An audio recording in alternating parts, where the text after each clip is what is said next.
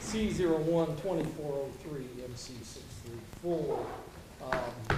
While we were in the other room, it was legal arguments and potential resolution of the issue. You'll notice that Ms. Collada is not here, and with her permission, we are going to commence the rule to show cause hearing. Mr. Herbert. How about this? Anybody that's going to testify, please stand and raise your right hand. Anybody.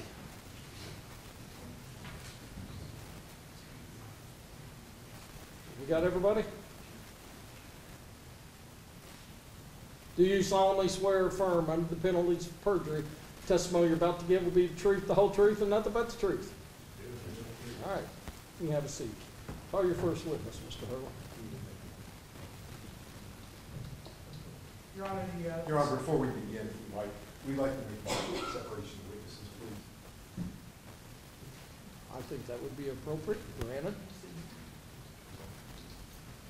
Except the state may have a representative to set a table. Judge, if we could just briefly, just to make a procedural question we have and would like to raise with the court is, we'd like to understand and make sure that we are here relative to an indirect contempt filing on an issue today. And if that is correct, we would just ask that the procedures in Indiana Code 34-47-3-7 and ask for the appointment of a special judge relative to the requirements for indirect contempt findings in the state of Indiana.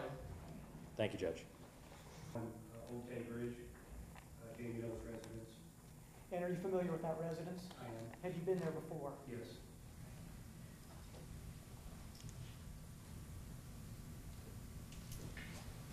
Mr. Mitchell, I'm showing you what's been marked for identification purposes as States Exhibit 1. Would you take a look at States Exhibit 1? Okay, What is States Exhibit 1? that's 3001 Old Tay Bridge. Jamey Noel's residence. Is that the same address you just were speaking about assisting with a search warrant on March 13th? It is. Does that appear to be truly and accurately reflective of the outside of the residence on Tay Bridge? It does. No objection to State's Exhibit 1, Your Honor. So State's Exhibit number 1 admitted without objection. Your Honor, State moved to admit. Admitted.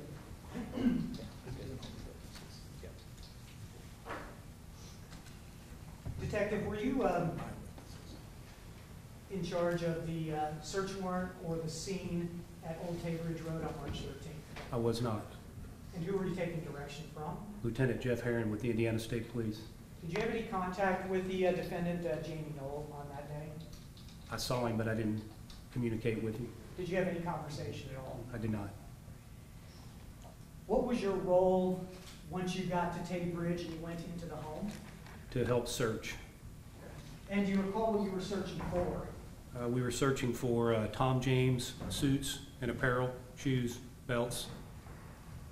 Were you searching for anything else with respect to Tom James clothing?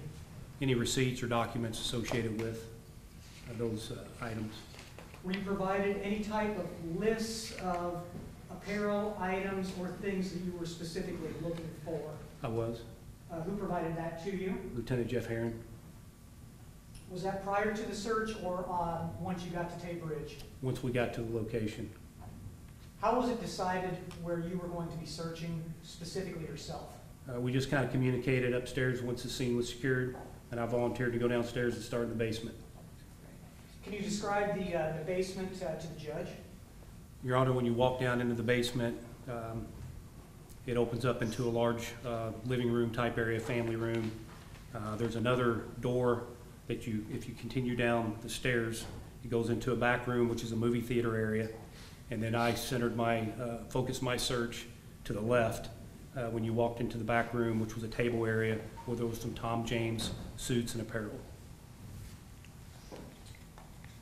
Was the basement a finished basement or a concrete basement? Well, it was finished with the exception of one part, which was kind of storage. There were shelves in there. Were there any living areas in the basement? I do believe there was at least one bedroom downstairs. Did you go to the basement alone or with any other troopers and/or other state police employees? I don't remember if I was down there alone at any one given time, and I don't remember who went with me. There were various people that came down with me during the search.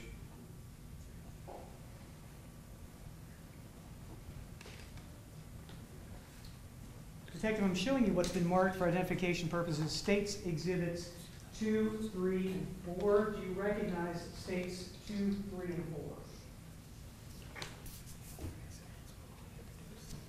I do. What are they? These are pictures of the area. When you come down the stairs and go into the back room to the left, this is the table and the area of where I focused my initial search in the basement. So 2, 3, and 4 are a basement area? Correct.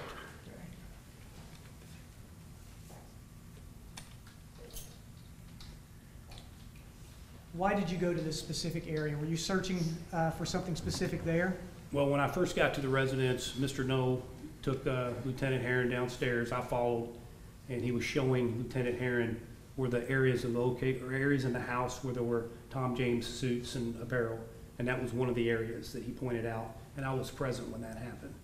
And that's why I focused my search down there, not to mention you could also see some containers, little shopping bags that were John or Tom James apparel bags.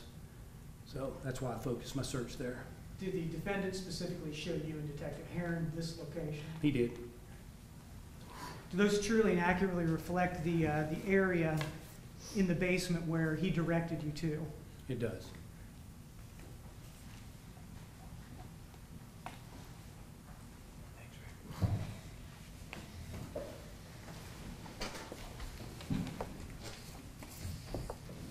Your Honor, we do not have any objection to States Exhibit 2, 3, and 4. State would move to admit States 2, 3, and 4, Your Honor. States Exhibits 2, 3, and 4 admitted without objection. Your Honor, if I could use these with the You may. witness. I want to direct your attention to States Exhibit 2, Detective. Did you take the photograph? I did not. But does it truly and accurately reflect what you saw there? It does. Okay. I want to direct your attention specifically to a black object sticking out of a box. Okay. Did you see this object when you were conducting your search? I did. What is it? It's a shotgun. Was that shotgun examined in any way, shape, or form? It was. I looked to see if it was loaded. Okay. And why did you do that? Well, I mean, you know, I'm in that area searching, and firearms are dangerous. Did that cause you any kind of concern that there was a shotgun there? It did not. Now, the States 3 and 4, these two photographs focus on a white box with a black box inside of those. Do you recognize those as well? I do. And is that how they looked when you saw them? They do. Okay. Did you look inside of that large white box? I did. Okay, for what purpose? We're looking for any receipts, documents, belts, and other apparel. Okay. Did anything cause you any type of concern in that box? Well, when I moved the chair out, inside that box was 2 Smith & Wesson boxes, which Smith & Wesson is a firearm. And that's something you're familiar with, being a police officer for nearly 30 years? I am. Okay. Smith & Wesson is a brand? It is. Okay. Did you examine the contents of the box? I did. And what was inside the box? 2 firearms, handguns. Did they appear to be loaded? I don't believe they were. Once you noticed these 2 firearms, what did you do? I notified Detective Chris Hansen and Lieutenant Jeff Herron.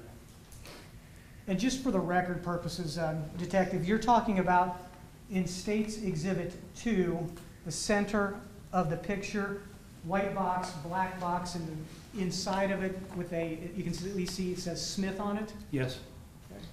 And then in States Exhibit 3, you're talking about the white box on the chair. Yes. Okay. Why did you notify Detective Herron once you located these 2 firearms? Well, it was my responsibility to let him know, having been here for the initial hearing and hear the judge order the defendant to only possess a shotgun. When I found the firearms, it's my responsibility to notify the lead detective, Lieutenant Jeff Herron, and I did. Obviously, those two Smith & Wesson were not shotguns. They were not. You saw a shotgun there and it didn't cause you any concern other than to make sure it was unloaded. Correct. You stated that you were here for a initial hearing with this particular defendant, with this particular judge. I was. Were you present when he was, I guess, told what he could keep and what he couldn't keep? Yes, Is that why you contacted Detective Herron? it was. Did you physically take these guns into your possession at the time? I did not. Ultimately, did the Indiana State Police take them into their possession? They did.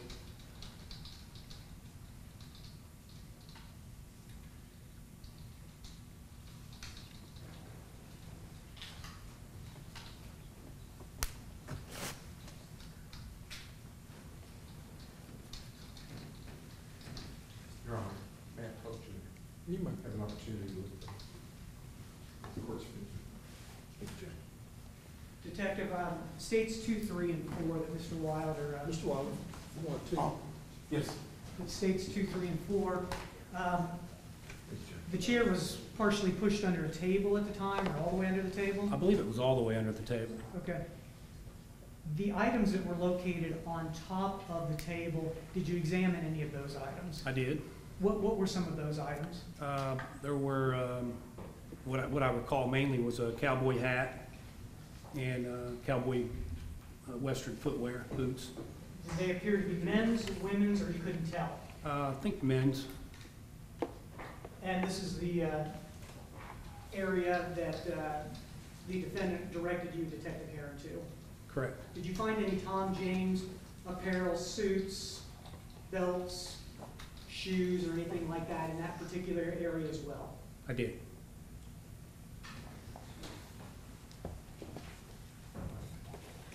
Your Honor, I don't have any other questions for Detective Mitchell. Cross-examination. Thank you, Your Honor.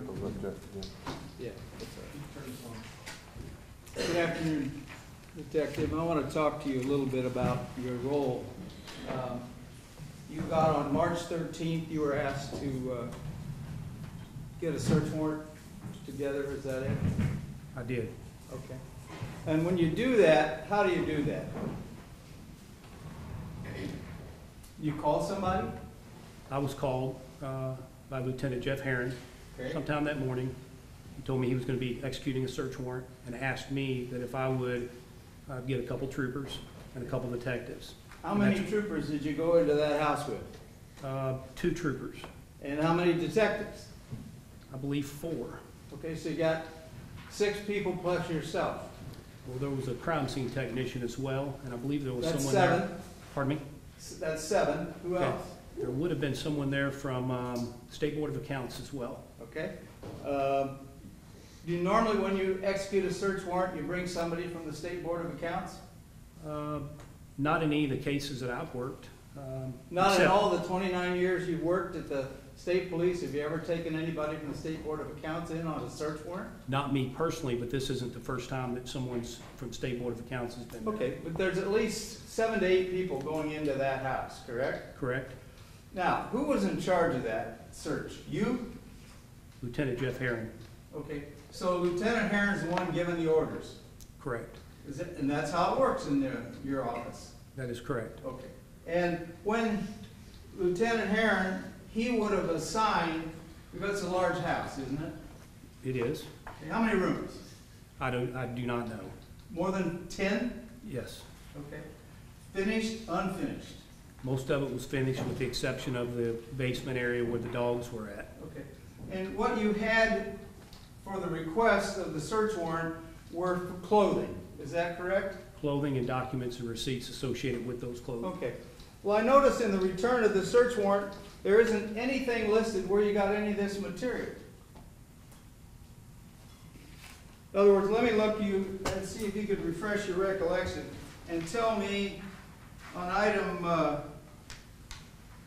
2000, where'd you get it?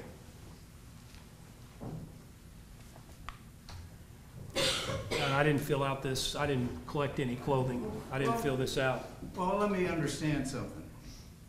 You got all these people in there to search a house, correct? Lieutenant Herron is in charge, okay? And you go to a closet to get something. Don't you document where you got it, how you got it? Take a picture of it? Yes? Okay. Can you tell me from that return, tell the court what a return is? A return is a document that's completed by law enforcement after they execute a search warrant to notify the court of what items were taken during that search. Does it also supposed to indicate to the court where they came from? I do not, in my 29 years, I don't believe so. If You've it is, never put if it is, on- you've educated me today. Okay, you've never put on anything in a search warrant where it came from? Like On a search warrant or search warrant return? return. On a search warrant return, I've never put anything in there about where something was recovered from. So it's up to the court to, or anybody, we have to guess. Wonder where you got that? Well, from that document you would, but there's a police report that should identify then where those items were found. But I'm only looking at what you file with the court, the return. Okay? So the court doesn't have any idea where you got any of this stuff, does it? With that document, Yes, sir. with the exception of 3001 Otay Bridge, you're correct. Okay. And that is true for every item that you seize that day. There's no indication where it came from. Well, I mean, I can look at it again, but I didn't complete that document and I didn't seize any evidence. Okay. So I'm But just somebody gonna- did. Right. And somebody's required to fill out a return that says, A, where they got it, what it was. Is that correct? So this document that you have here for me to look at is an Indiana State Police property record receipt form, Okay? which is where you put the item down that you give the item and number, and then you give a description of item submitted, which is right here. Right. But And you don't that's give what- any That's description. what these are, but there's nowhere on this form for anyone to put, unless you, I guess you could write in that you found this item here, this item there, but this form is for items submitted. Sure. It's It's- like an inventory. Yeah, and it would be helpful to know where you got it, wouldn't it? In a large house with all this items. Certainly it'd be helpful, but that's gonna be documented in a police Well, report. it'd be technical, For me, wouldn't it? It'd be very helpful to be technical and say exactly where I got something and what it was, correct? correct, on a police report, that's what would be there. So you've got 7 to 8 people going through this house. And Lieutenant Herron is the one that directs where you go, is that correct? I mean, there's discussion in advance, like, okay, we've got this house to search, we have a crime scene technician that's gonna photograph everything, and then we're gonna just kind of communicate and go about it in an organized fashion. And I said, I will go to the basement. Very often what you do, don't you, is you go to a location, you see a piece of evidence, then the crime scene technician takes a picture of what evidence you found. Is that right? Is that correct? Well, yes, but like in this case, the crime scene technician took photos prior to the I search. understand that. Then the search is conducted, item is found, you notify the crime scene technician who comes down and photographs that item, and then ultimately collects it. Did he photograph then every item where it was located? Every item that's on that list, Yes. I do not know the answer, sir. Okay. So we don't have a series of pictures that you know about that would document where the clothing was? Correct? Each item of clothing, I can't say that, no. I do not know the answer to that. Okay. And what room did you go to and who was with you? I went to the basement, as depicted in the state's exhibit there. State's exhibits. And I don't remember who went with me initially. What was your ultimate- role? Just to look for Tom James suits and apparel. I was provided with a list of items with serial numbers next to them that was to be compared to the, say for instance, we find a box of shoes that came from Tom James. It would have a number on that box, and we tried to compare that number to the list that was provided to me by Lieutenant Jeff Herron. And those were the items that he would then want to seize. And you indicated that our client, Mr. Noel, was there and directed you into a particular location, correct? Correct? Okay. Take a look at the picture that's up on the screen. That's our state's exhibit number 3. Is what's one of the rooms you went into? I guess you could say it is a room. It's a downstairs. Is it part of the unfinished part of that house? There, to the right of that is a movie theater. Okay. Which you would say would be a furnished room. I mean, there's a chair and a table in there that's furnished, so it is furnished. Okay. The walls look like, I don't recall, but from the photo, the walls look like they're concrete. Was the rest of that area as cluttered as this was? No. Okay. Would you call that a cluttered room? A lot of stuff in there, I would correct? say, no, I would not. I would say on top of the table, it's Yeah. cluttered, but Yeah. not that room. I see pictures hanging on the wall. What about all those I boxes see over some, there to well, the left? they're kind of stacked up. Certainly not as cluttered as what's on the table. Correct. What are in the boxes on the left? I don't recall. I believe those are the shoe boxes. Did you go through those? I'm sure I did. You don't know? I don't remember. Okay. What's all the stuff underneath it? Don't know. Various items. Okay. And you said that on top of the table it was clothing, shoes, a number of pairs of cowboy boots, a hat, all kinds of things there. Is that correct? I don't believe I said there was clothing items on top of the table.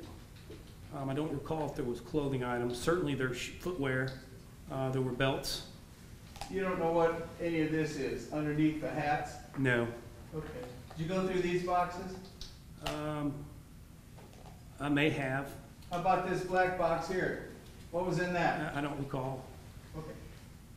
Let me ask you this. Did you make it an effort in your search to go through every box in that room? Yeah, so ultimately, after I found that firearm, a gentleman from the State Board of Accounts came down at some point, and someone else, I left the area and went upstairs. And they continued to search by comparing the numbers. So the State Board of Accounts is searching now? Everyone's searching, Okay. as we've talked about. You don't know how long you were in here? I don't remember.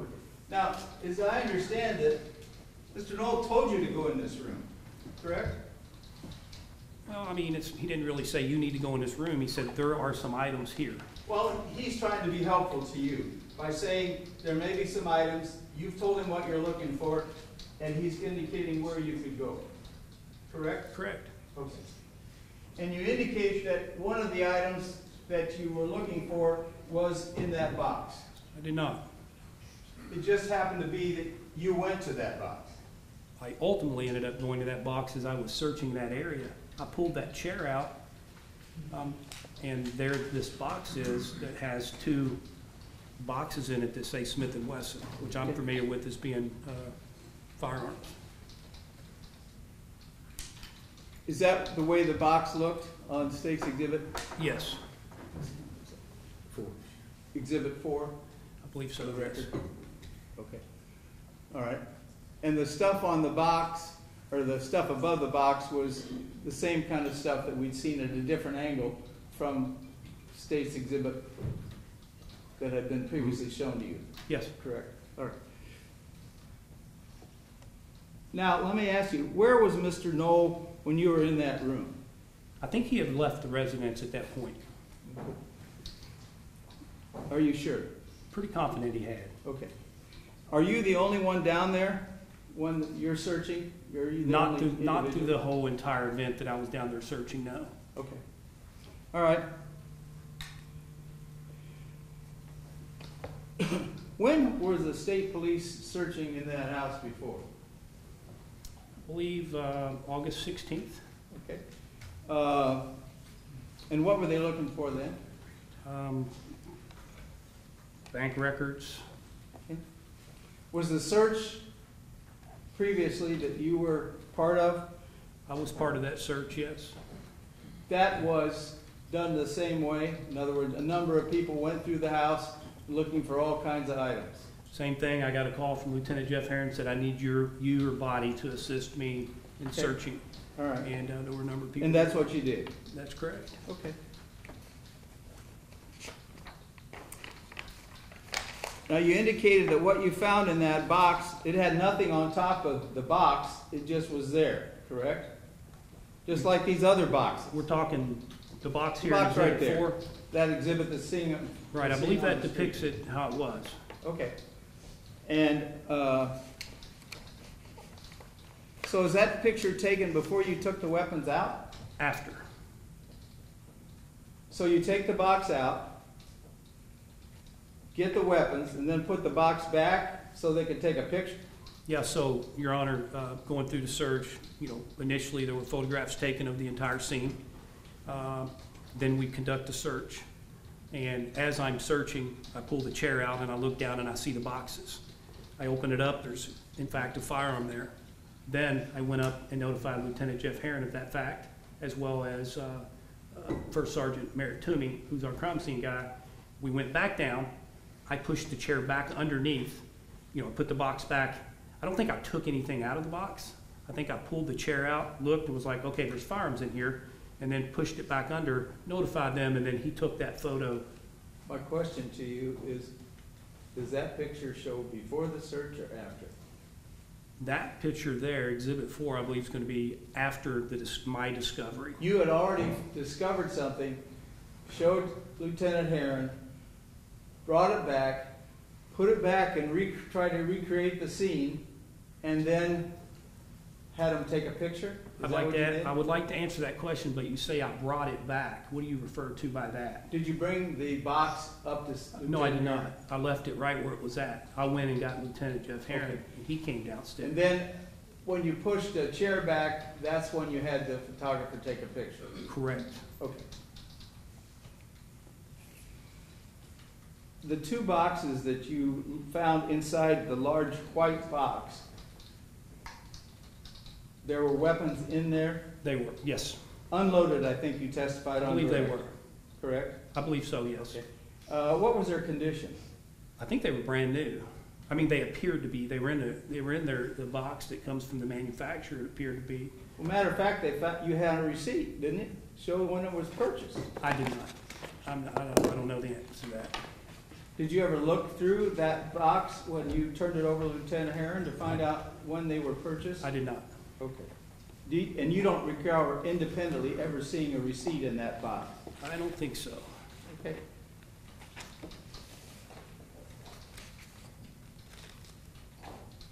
What color were those Smith & Wesson boxes? Black and white. Okay. You never took a picture of those out of the box? You No. just left them in the box? In other words, you take them out of the box to photograph them that way? Well, I personally, sir, I never took a photograph. Okay. And you don't know what the technician did? I do recall him taking the photos of those firearms out of the box when they were laid on the ground after, kind of put it in order. I start my search, I pull it out, I see the firearm, open one up, there's a firearm. I immediately go upstairs, notify Lieutenant Jeff Herron. He comes down with me as well as First Sergeant Merritt Toomey. We put it back like that and the photograph's taken. And then Lieutenant Jeff Herron makes the decision that those firearms are ultimately potentially going to be seized and they're photographed, taken out of the box. But we don't have that photograph. The one that you show, or at least testified to, that their guns were taken out of the box, put on the floor, and then photographed. I don't have that photograph with me, sir. Okay, and we haven't seen it yet. I've not seen it. Okay. I don't know if we have it or not, but All right.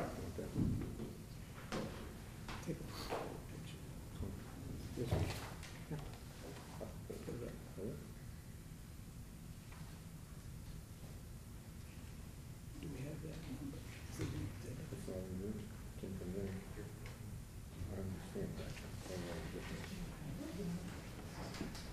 I'm gonna get a new technician. I'm fired. He's fired. I'm fired. This was provided in some Oh. I wouldn't want to do that. Did you not put those in? I did not put that. Oh, okay.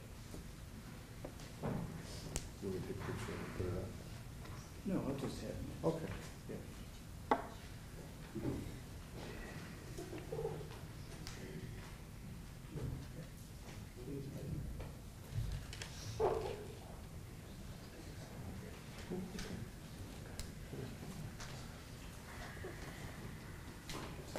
Officer, I'm gonna hand you what's been marked for purpose of identification as defendant's exhibit now.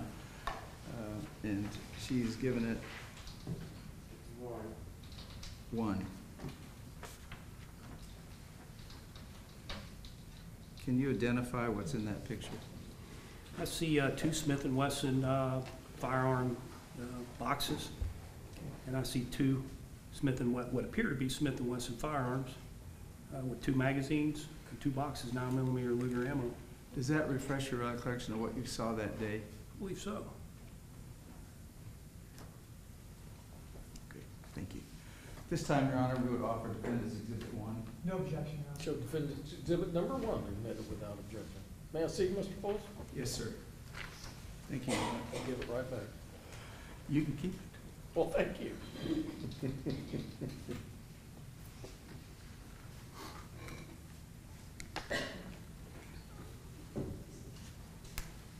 Officer, when you took a look at that picture, the two boxes that you previously identified that were inside the larger white box, did you recognize those as what you had seen that day? That photograph that you just showed me certainly appears to be similar type items discovered by me on that date. And so those boxes were inside the white box? Correct. And the weapons were inside the black boxes, which are the Smith & Wesson boxes that you testified to? That is correct. And I think the gun was in a cocked position to only show that it was not loaded. Is that correct? Well, I mean, I don't know if that weapon has a hammer on it or not. I Well, it don't, looked like it was an automatic. well, but I mean, But did you look at I the can't gun? tell from the photo if it was cocked. The slide was back on, which would be in a safe position. Okay. Did you ever examine the weapons yourself? I did look at them, and I do I don't remember 100% if I remember that the slide was back on them or not, but immediately notified Lieutenant Jeff Herron, and then he took over from there. Okay. And the shotgun that you found was kind of standing up in that same room?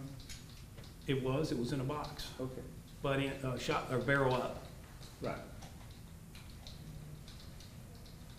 I don't believe they. Officer Mitchell, could you come to the screen and show me where the shotgun was located? I will, Your Honor. Sorry to interrupt, gentlemen. Your Honor, there may be another picture that shows it more accurately. Okay. Your Honor, this box right here, there's a cardboard box here. Yes. The lid is shut on it. On the day that I went, the 13th of March, if this is the same box, these they were opened up, and there was a shotgun sticking down inside right here. All right. Mr. Hurley says there may be another picture that better shows it. Okay, thank you. Yes, Your Honor. Cross-examine or redirect, Mr. Hurdle? Detective, how close were the shotguns to the two Smith & Wessons that you found? 3 feet, approximately. I didn't measure, but very close.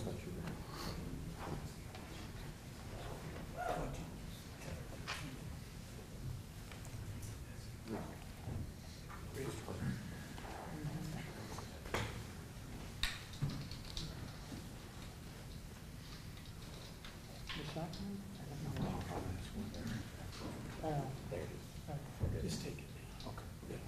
I just want to leave it. Detective, I'm showing you State's Exhibit 2. The State's Exhibit 2, the black barrel, do you recognize that sticking out? The shotgun barrel sticking out there, I do. And I'm sorry, approximately how close is that to the chair with the boxes of Smith & Wessons? A couple feet, 2 or 3 feet. Arm's approximately. distance from you and I? Yes. That's it, Your Honor. Anything else, Mr. Boyles? No, Your Honor. I think you're excused. Thank you, Your Honor. Receive release. Yes, sir. Thank you. Officer, I'll remind you not to discuss your testimony with anybody, nor allow them to discuss their testimony with you until this matter has been completed. I understand, Your Honor. Call your next witness. Your Honor, State will call Merrick Toomey. You may. I can try and retrieve him, Your Honor. I believe he stepped out. Well, I think he was asked to step out. There was a motion.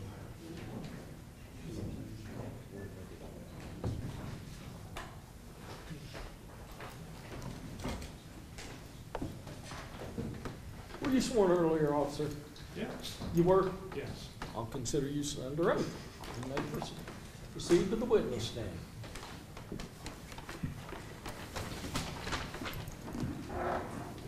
Proceed. Sir, would you state your name for the record? Merritt Toomey. And probably for the record, if you spell your first and last name. First name's Merritt, M-E-R-R-I-T-T. Last name's Toomey, T-O-O-M-E-Y. Mr. Toomey, where are you employed? Indiana State Police. And what is your current position with the Indiana State Police? I'm a first sergeant in the crime scene section, I'm sorry, how long have you been with the state police? 32 years and a few months. And has it always been as a crime scene technician, a supervisor there? No, I started out as a road trooper, I was a detective, and then I was a crime scene investigator, and then just within the last year and a half, I became the supervisor. Is it appropriate to call you sergeant or first sergeant? What's I'll the, answer to either one. or sergeant, were you asked to be a part of a search warrant on Tay Bridge on March 13th, 2024? I was. Who reached out to you originally? That would be Lieutenant Herron. Have you worked with Detective Herron in the past ever before or not? On previous search warrants, I have. Were you familiar with the residence on Tay Bridge? It was my first time being there. And what was going to be your role on March 13th of this year? I was there to document the property. Were you to collect evidence or photograph in any way, shape, or form? I was photographing the property primarily until some evidence arose that needed to be collected. I want to direct your attention to the basement area. And were you brought down to the basement area to look at, photograph, and collect some evidence? I was. And what sort of evidence was that? There were 2 guns that were still in boxes. I'd have to refer to my notes to tell you the particulars. Do you recall who directed you to those guns? That would have been First Sergeant Mitchell. Do you work with First Sergeant Mitchell much? I do. Did you photograph those guns? I did. Were they in a box or out of a box when you first saw them? They were in the box that they came in from the company, and then both of those 2 boxes were inside of another cardboard box. So they were in their manufacturer's box Correct. inside of another box. Correct. And you photographed those? I did. I'm sorry, Your Honor, if I can have states 2, 3, and 4. I think they're over there.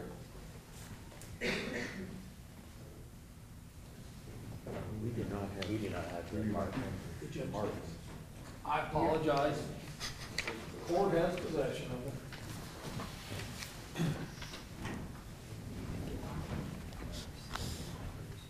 I'm showing you what's already been admitted as states 2, 3, and 4 were those photographs that you would have taken on March 13th of the area where the 2 guns were located. Yes. And would that have been prior to you personally looking in the boxes, or post you looking into the boxes? These would have been prior to me looking in the boxes. Okay. And then, Your Honor, if I could have states 5 also? Oh, I'm sorry, it's defense 1. That I believe is with. Oh, here it is. We don't have them. Your Honor, I promise, I'm not gonna hold on to anything. States Mr. Wells. Exhibit 1, would you have taken that picture with the guns out of the box then? Yes, I did. Thank you. Give them to the court reporter so I don't lose them.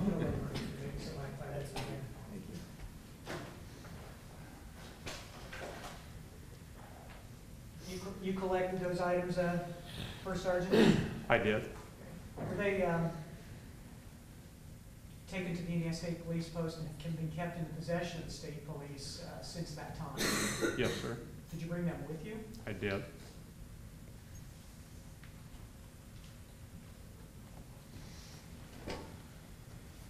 If you could please get them out of their boxes, please.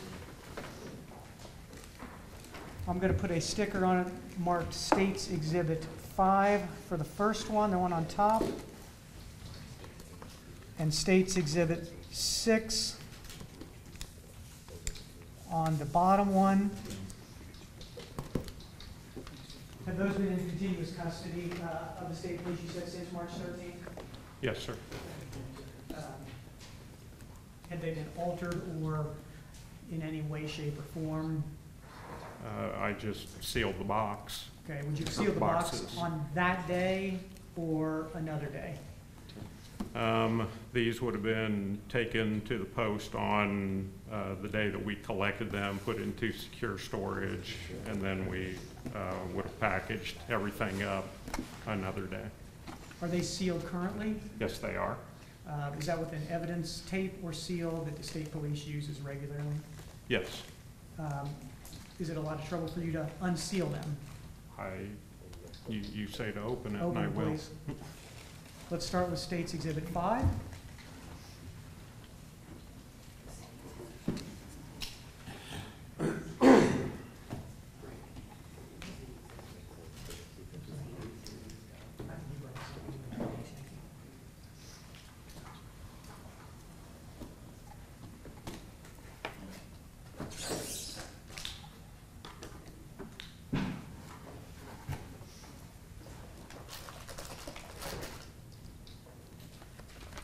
And I note that it's in some sort of blue plastic bag. Is that something you would have done, or is that how you found that? No, this is the way they come from the factory. Okay.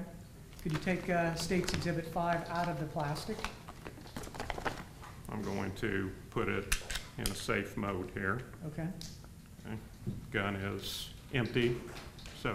Does that good gun and appear to secure. be in basically the same condition as when you found it on March 13th? Yes. If you could please put it back in the box, and just for the record, if you could do the same thing to States Exhibit 6, First Sergeant? Actually, don't put it back in yet. I want to look at it before we put it back in. Yes, sir. And Mr. Boyles may want to. Thank you, Your Honor. Your Honor, I'll let Mr. First Sergeant Toomey open that box while I show the Defense Counsel States Exhibit 5.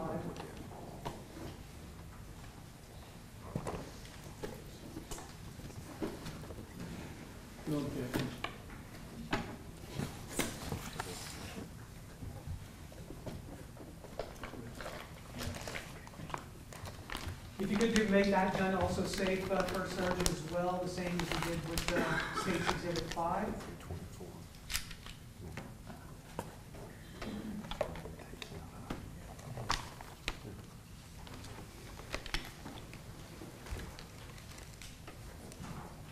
And does States Exhibit 6 appear to be in the same condition as when you collected on March 13th? Yes. If you could then please replace that back into the plastic container, and I will allow the Defense Counsel to review that as well.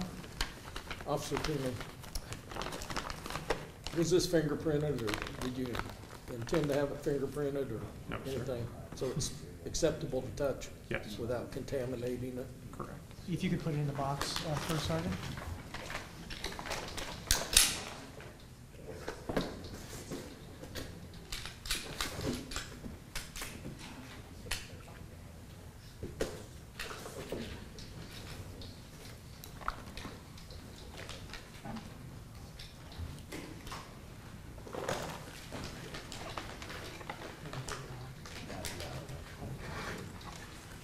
Your Honor, counsel for the defendant has indicated there's no objection to States Exhibits 5 and 6.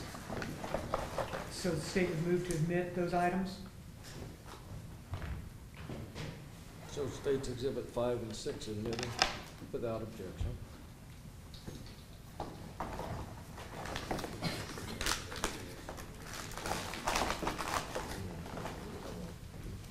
Thank you.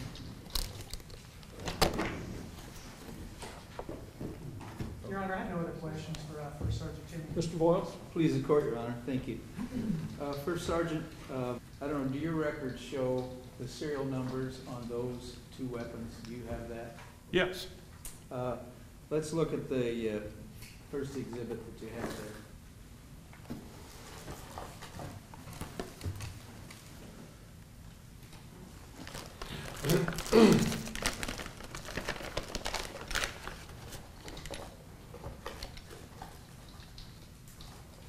Yes, sir. Okay. Are you familiar with the Indiana State Police property record and receipt form? Yes, sir. Okay. Are you the one that fills it out, or does that then filled out by Lieutenant Aaron? No, I took them into evidence, so I would have filled it out. Okay, perfect. I'm looking at item number 2055. Yes, sir. It said that's a sealed cardboard box containing a Smith & Wesson MP Shield semi-automatic handgun. Does it have a serial number? It does. And what is that, sir? H as in Henry, N as in Nora, H as in Henry, 8324. Okay. And there's another item on there, a 2056. Yes, sir. Does that would be an indication of another weapon that was found?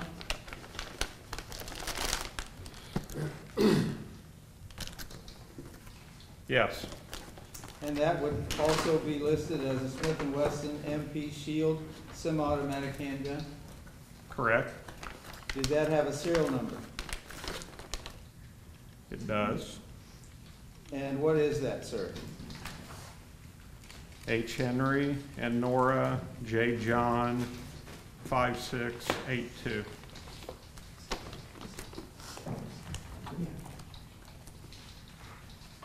Now, when you fill out these property record and receipt forms, do you ever indicate on there where the item was found?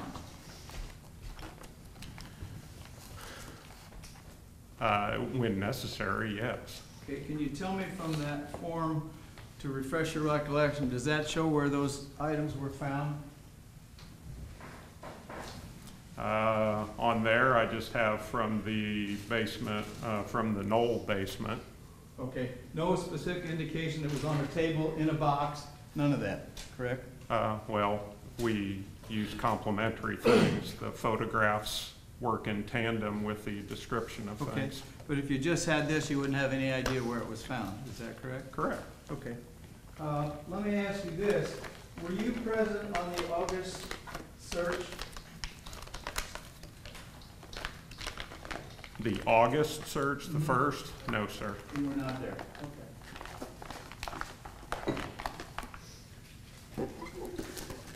I'm gonna hand you what's been marked for purpose of identification, is Defendant's Exhibit 2, but I think Mr. Hurdle has no objection, and ask you to take a look at this, would you, please? Tell us what that is, if you can discern it from the exhibit. It's a receipt from Midwest Gun Exchange Incorporated from Mishawaka, Indiana. What's it dated? The date is 10/28/2017. Okay. Does it have a list of serial numbers of weapons purchased?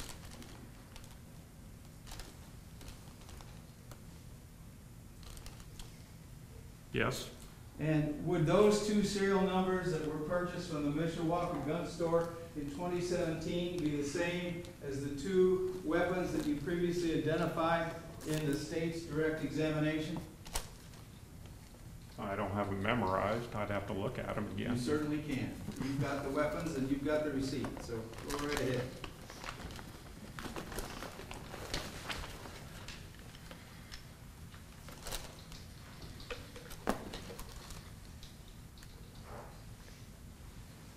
HNJ 5682 matches this one. Okay.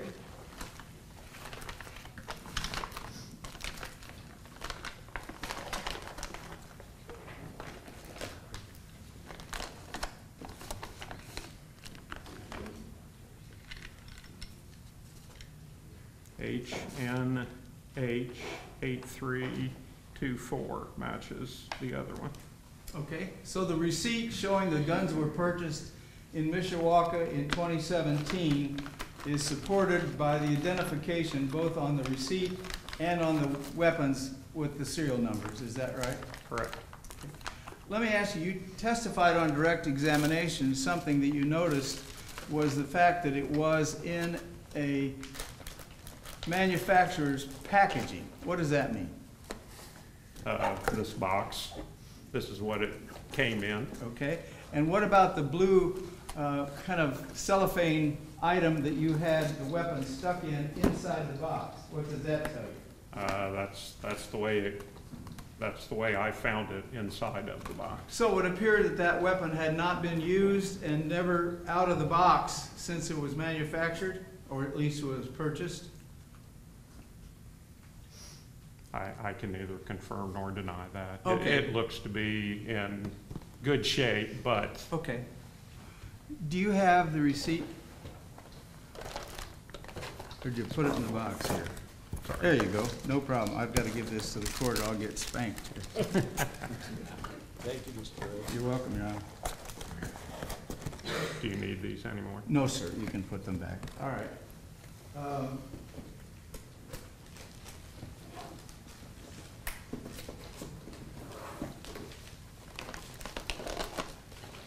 And how many people were doing that search, do you remember, at the house that day?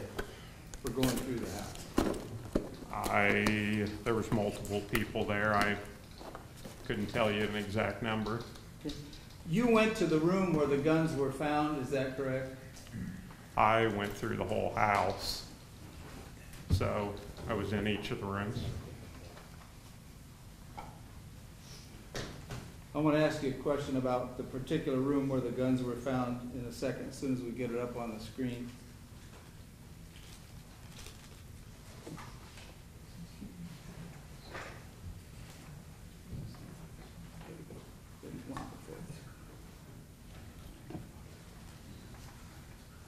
Taking a look, First Sergeant, at State's Exhibit number 3, did that appear to be the way the room looked when you were there? Yes, sir. Okay. And where did you believe the guns were found?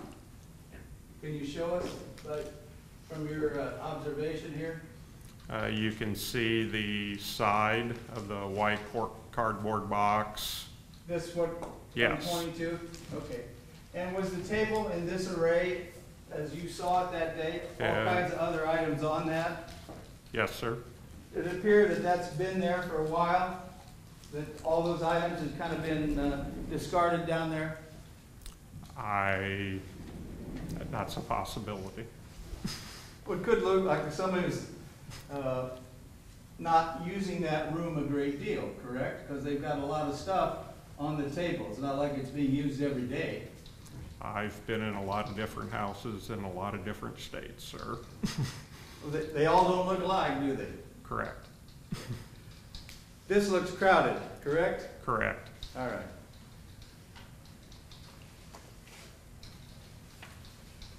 I don't believe I have anything further. Thank you very much. Redirect? No other questions to this witness, Your Honor? And I'll show defendant's exhibit number 2, and then No objection to the receipt that was provided by the defense, Your Honor. Correct. Is this staying with the court or going back with me? They've been admitted. Officer Toomey, did you examine the shotgun? Examine it? Yes.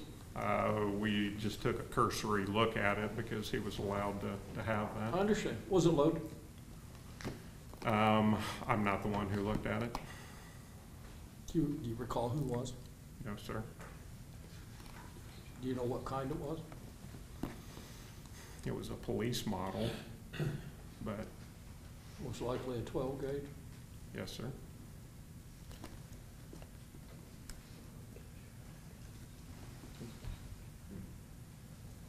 You keep a shotgun for personal protection in the basement in this crowded area? Feel free to object to anybody. Is that where you'd keep one? That is not where I would keep it, sir. Only if you're living in the basement. There you go. All right. Court has no further, if that prompts questions from either side. Not on the court's question, John. No, Your Honor. Officer Toomey, thank you. Is he released from his subpoena? Yes, Your Honor. You're free to go. I'll remind you, do not discuss your testimony with anybody. Do not allow anybody to discuss their testimony with you until this matter is completed. First Sergeant, I believe the guns need to stay. Yes. Who do I give them to? Miss Lori. Generally.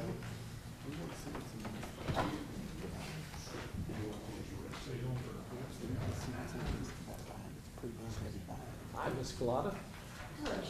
Do we need to take a break? A break, 3 o'clock. We'll be off record.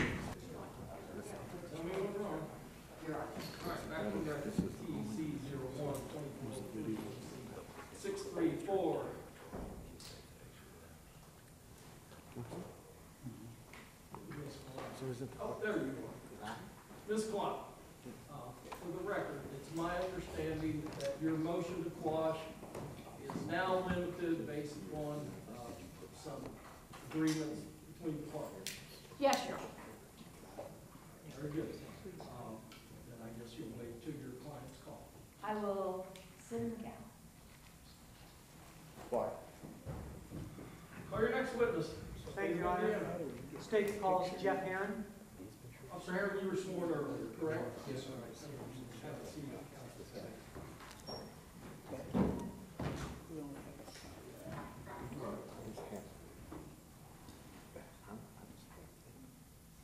Sir, would you state your full name for the record? Jeffrey C. Herron, And your, spell your last name for the record? H-E-A-R-O, Mr. Herron, where are you employed? Indiana State Police.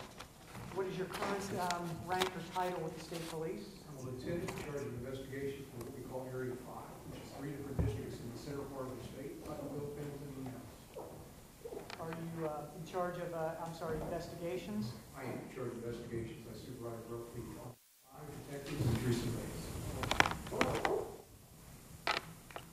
Who is the lead investigator in the Jamey Noel investigation? I And when did you become involved in the Jamey Noel investigation? originally got the case on June 13th, 2023, and I started the investigation in July 13th, 2023. And since July of 2023, have you been the affiant on all search warrants? I have. How many are we up to now? 51. Have you been a part of every interview of every witness thus far? I have been, yes.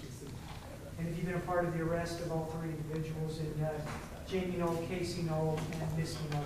Yes, sir, I have. I want to have a brief discussion. The August search warrant of Tay Bridge, were you a part of that? I was the author of that search warrant, and I directed that, but I never actually went to the Tay Bridge location on August 16th. Who is the owner and occupant of the Tay Bridge home back in August of 2023? Jamey Noel? And was that verified at the time you did the warrant? It was, yes. At some point in time, was there an arrest warrant for the defendant, Jamey Noel? Yes, there was. And was he ultimately arrested and had an initial hearing here in this courtroom? He was, yes. Do you remember when the initial hearing was? November 9th, 2023. And at the time of the initial hearing, what was the defendant's place of residence at that time? 3001 Old Tay Bridge, Jeffersonville, Indiana. The same time, or the same place that it was in August of 2023? That's correct. Is that the address that he provided to the court at his initial hearing pursuant to the IRAS Indiana risk assessment? Yes, it is.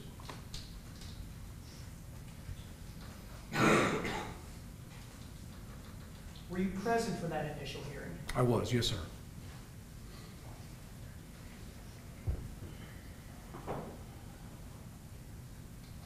Were you present when the judge gave Mr. Noel his conditions with respect to firearms? I was, yes, sir. Okay, were you in the courtroom specifically then? I was, yes. Were you a part of the collection of any firearms? I was on the receiving end of those firearms at the post after they were collected. Okay, let's back up just 1 second. The day of the initial hearing, November of 2023, were you asked either by the court or the parties on that day approximately how many guns there were? I was, yes, by the judge. How many were there? There ended up being, I believe, 82 approximately. And what was your understanding of the court's order at that initial hearing? That Mr. Noel surrendered all firearms except for one shotgun for home defense. And you state that some of those weapons were brought to the Indiana State Police Post. What district? District 45, the Sellersburg Post. Is that something you logged or inventoried personally? No, I was there when they were delivered, but I did not log or inventory them. When you were present, who delivered their guns?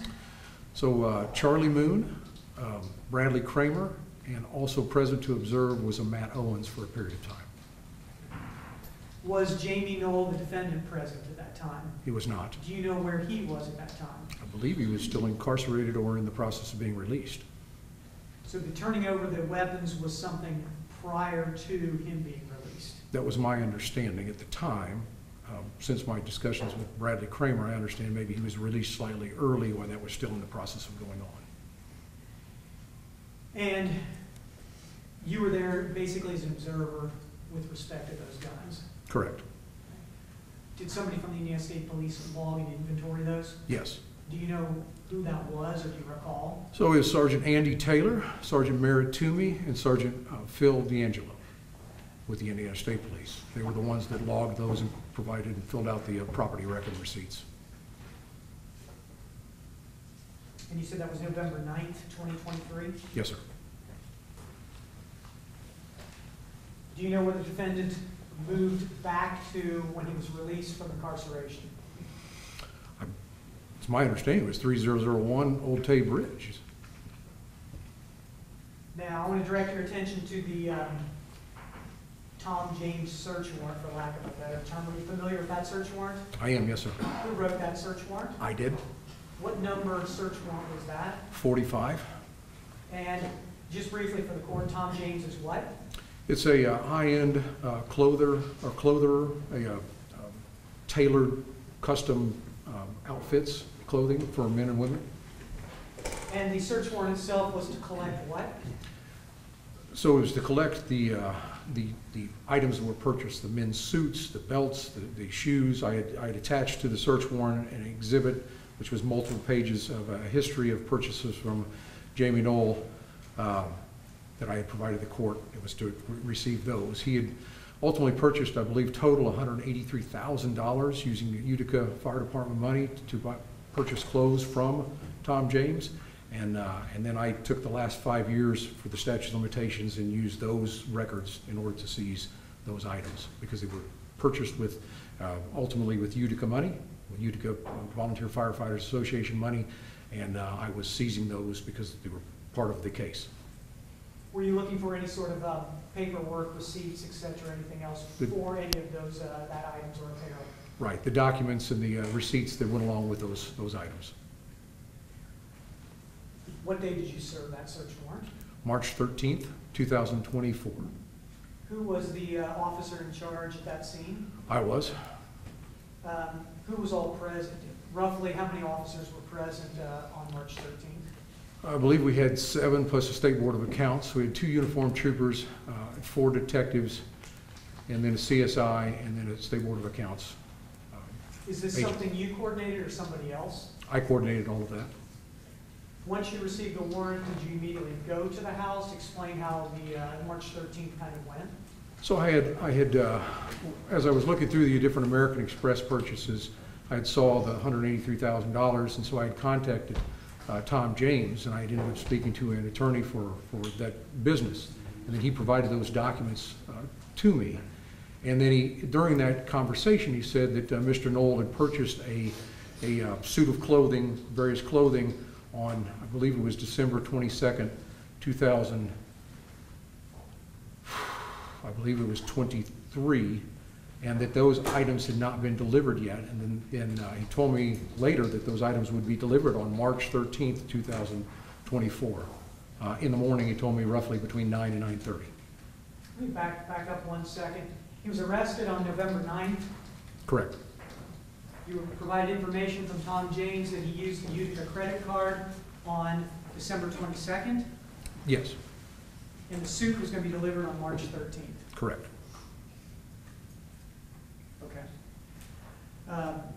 So, on March 13th, you're at the home, or you're waiting for the defendant to be there? So we were told, so I'd written the search warrant the night before, with the exception of the facts that were going to unfold that morning, so I didn't have to write the entire search warrant that morning. We were told that the suit was going to be delivered roughly 9:30 in the morning, and I knew who the salesman was, and that was Jordan Yoakum. And Mr. Yoakum, I had been in contact with him and over the phone, and he'd indicated about 8:50 that morning that he would be there in about 10 minutes, about 9 o'clock. He described the vehicle he was driving, which was a white Lincoln Aviator.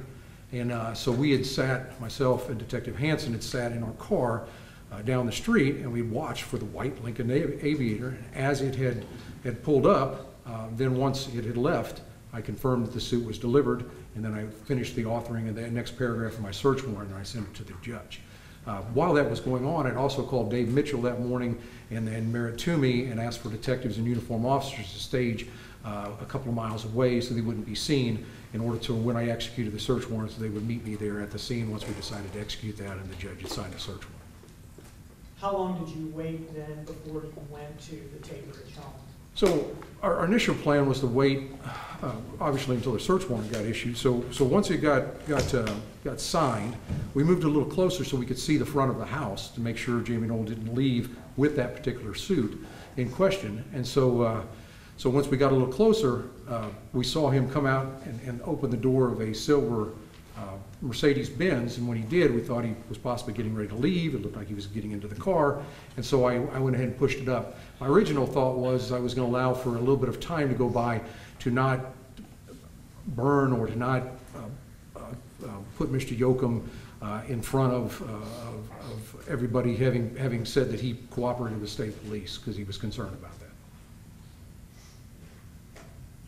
Once you got to the home, was there anyone outside then? So once we pulled up a little farther away at the intersection there to where we could actually see the house, we saw Mr. Noel come out. When he did, he got in the car. At that point, I called Detective Mitchell and Sergeant Toomey and said, come on, bring everybody down. We're going to go ahead and execute the search warrant. And so me and Detective Hansen pulled in to the driveway there. At that point, Mr. Noel was still out by the silver Mercedes-Benz, and we confronted him. I explained to him that I had a warrant that I wanted to read to him, and then I got relatively close to him, and then I read him the warrant verbatim.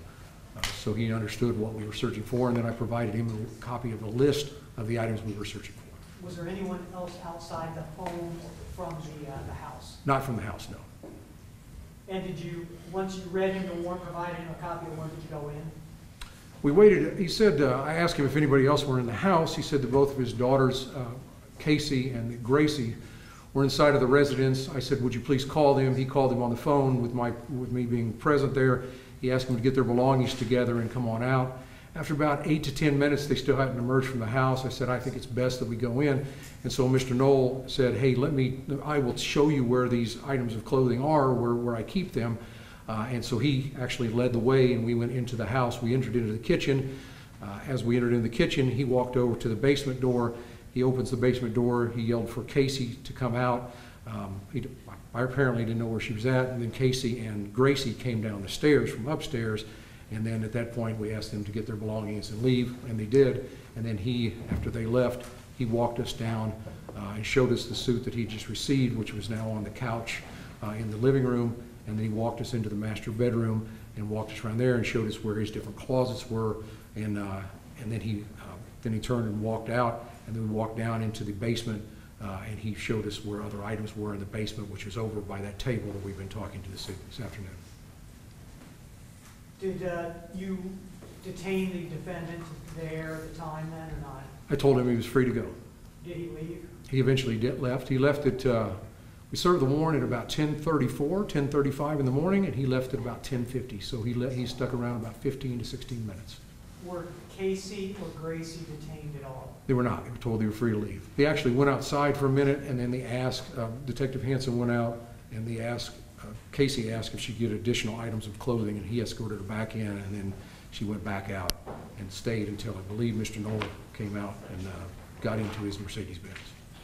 Once you started the search, had they already left? He actually got into a BMW. Once we started the search, yes. Well, merit to me, I had directed him to take photographs all around the house, which is standard procedure, and then once we got into the house, once it was secure and we figured there was nobody else in there, then he had started his photography throughout the house. Who determined who was going to search in which room of the home? We were all standing in the kitchen. We say, oh, that was the uniform detectives, or uniform officers and the detectives, and I broke them up into teams. I sent Detective Mitchell and, or First Sergeant Mitchell and James Donahoe and Chris Hansen down initially with him into the basement, and then the other detective, whose name escapes me, and then one of the uniformed troopers into Mr. Noel's bedroom to start doing a search. I provided both of them with copies of the list of the different items we were looking for and explained to them on those particular items. If I had been, having gone actually to meet with the attorney, he had showed me that on the inside pocket, each one of these particular suits were monogrammed. It had Jamey Noel's name on it. It had a lot number and a series of other numbers, and a lot of those numbers correlated with those documents that we had. So we were able to seize what we believed to be those exact items on that list. And you provided them lists? I provided both of them lists, both teams' list. Did you designate yourself to a particular area, or were you kind of monitoring what was happening? Because I was a supervisor, it was my crime scene or my case, I moved around throughout the day. Roughly how long after the search started did Detective Mitchell contact you about the basement? Probably 20 minutes or so. He contacted me and said, hey, I found a couple of firearms down here. Would you come down here and take a look? And did you go to the basement? I did.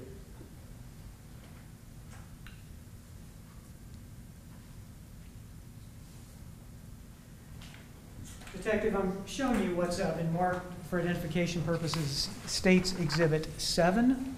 Okay. Do you recognize that diagram? This is a diagram I asked Detective Hansen to make of the basement of the 3001 Old Tay Bridge, Jamey Noel's residence. And does it give a, obviously not to scale, but does it give an accurate depiction of the layout of the basement? It does. It's not to scale, but it does. To me, that having been through that basement, it does lay out it is an accurate description of the basement.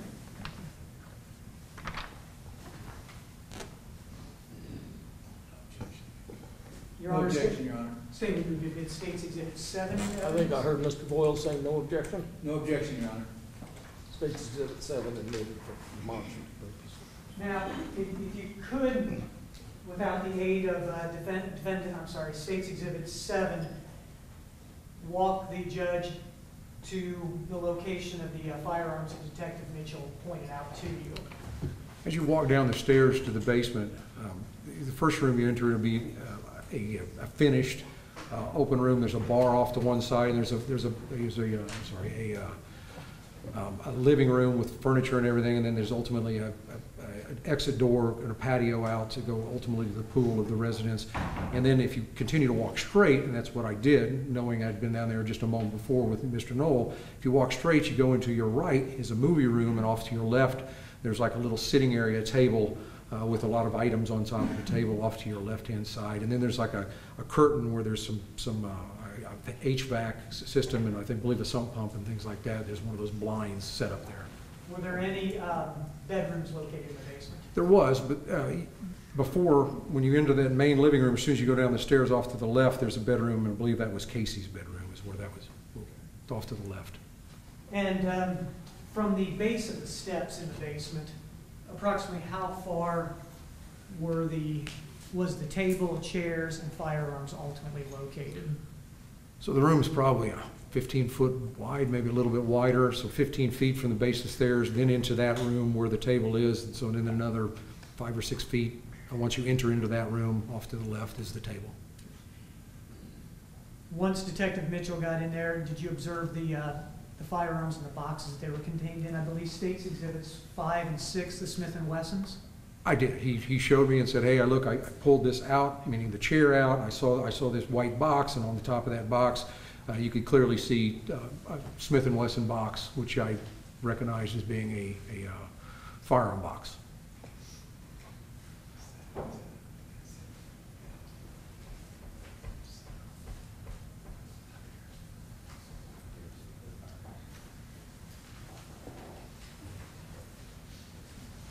I'm showing you 4 pages titled State's Exhibits 8 and 9. You stated that you were present for the initial hearing of the defendant on November 9th.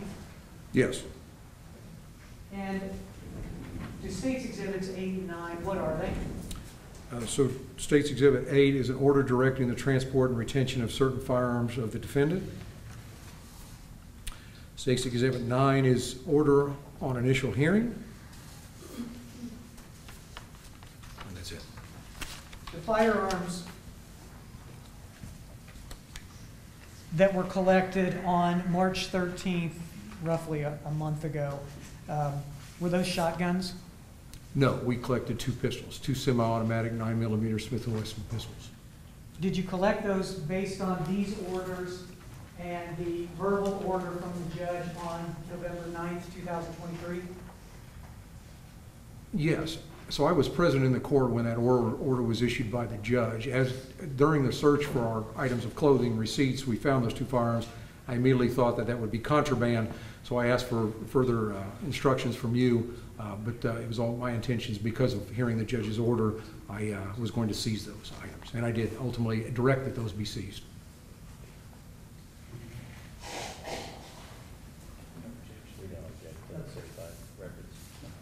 No objection, Your Honor. Your Honor, I believe probably the court could probably take judicial notice, but the state would move to admit State's Exhibits 8 and 9, the court's orders and the felony cause. So State's Exhibits 8 and 9 admitted.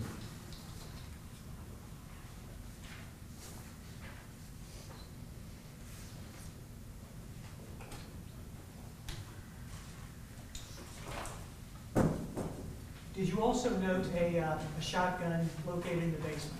I did. Is that something that you collected? I did not collect, and I did not have it ordered be collected. Again, I was present for the judge's order that Mr. Noel retained 1 shotgun. Before we left, I made sure we did not find any other firearms, and therefore that was the shotgun that I believed he was legally entitled to own or by the court, so I left that. Can you describe the shotgun to the court? I believe it was a pump shotgun, still had a tag on it, was not loaded, and it was sitting, it was in a box, and you could see the barrel sticking out, and I believe you had a picture of it earlier. So the exhibit that was admitted through Detective Mitchell, you would agree that that appears to be true and accurate and how you saw it that day also? Yes. The 2 Smith & Wesson in the boxes, do you know if they were loaded at the time? They were not loaded. Did you physically take them out of the boxes, examine them at all, and look at them? So Sergeant Toomey initially took them out. I did pick them up while he had them out after he was done taking photographs, and I got the serial numbers off them, and then ultimately called who I believe to be the seller of that firearm in order to verify that those were owned by Mr. Noel. The defendant admitted an exhibit, a receipt for those 2 weapons, and you were in the courtroom here just a little while ago when that happened. Yes. Was that your findings as well, that they were purchased from, I believe, Midwest Guns? Midwest Exchange, yes, and I got all the paperwork associated with that, including the 4473s, which is the federal document which the purchaser has to fill out, including their name and a list of questionnaires, and it included the serial numbers that were mentioned today, included those 2 firearms.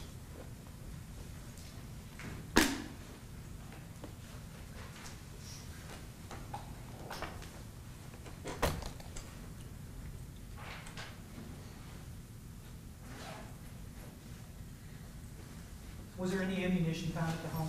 There was. Was that ammunition seized as well? It was not seized. To my knowledge, the judge didn't say anything about not having possession of ammunition, so I did not seize that. It was 9mm ammunition. It's still in the box.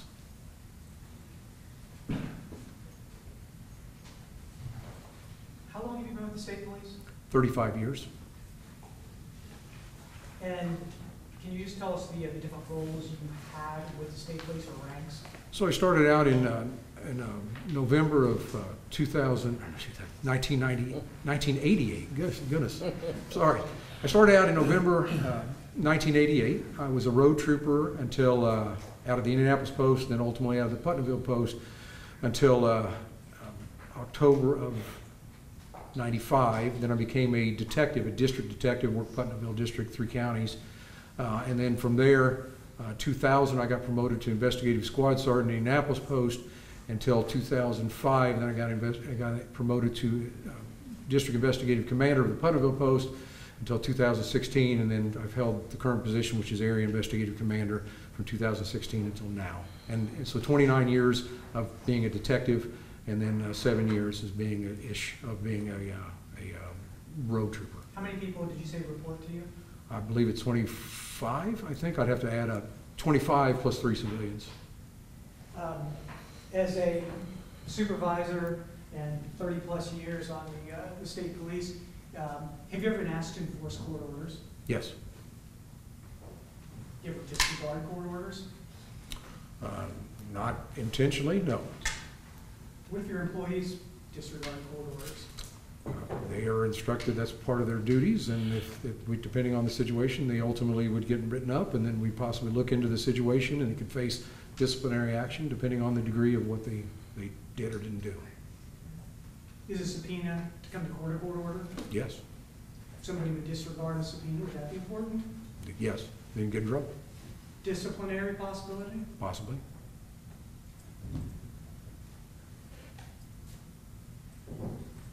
You worked the road for a period of time.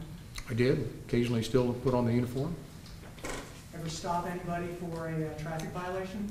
Hundreds, if not thousands. Judge, I'm going to object to relevancy now. That doesn't do much to do with the March search warrant. Your Honor, the relevancy is the issue of the defendant being a law enforcement officer for nearly 30 years, working the road, stopping people. And I'm sure at times there were people who denied ownership of contraband, who said it wasn't mine, who point to somebody else in the home, or I didn't know it was there. And I'm merely trying to elicit that from this witness. Judge, those aren't relevant because we don't know any of the facts of those cases. It's speculation, clearly. Well, Many of the years he was supervisor, he wasn't on the road. He's only been on the road 7 years. But as it contains this issue for this court, he has no evidence that he could indicate to the court. It's all speculation of what he may have done or what somebody may have done in the past. Mr. Erdahl, I'll sustain that objection, but I get the point. All right, thank you, Judge.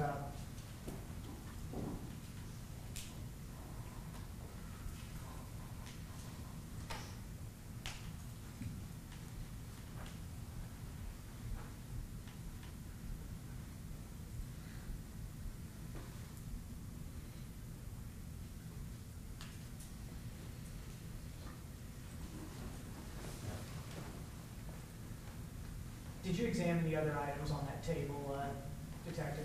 Some of them. Did they appear to be men's, women's, or could you even tell?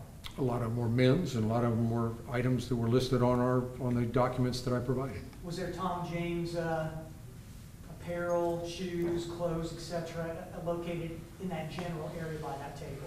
So there were items, so when you say Tom James, so on that list there was like different brands of shoes that weren't specifically Tom James, but they were sold by Tom James. And there was belts, $700, $800 belts, or $800, $900 shoes that were listed on that itemized list that were sold by Tom James. I don't recall there being a suit that was specifically a Tom James brand suit on that table around that, but again, those other items were around there.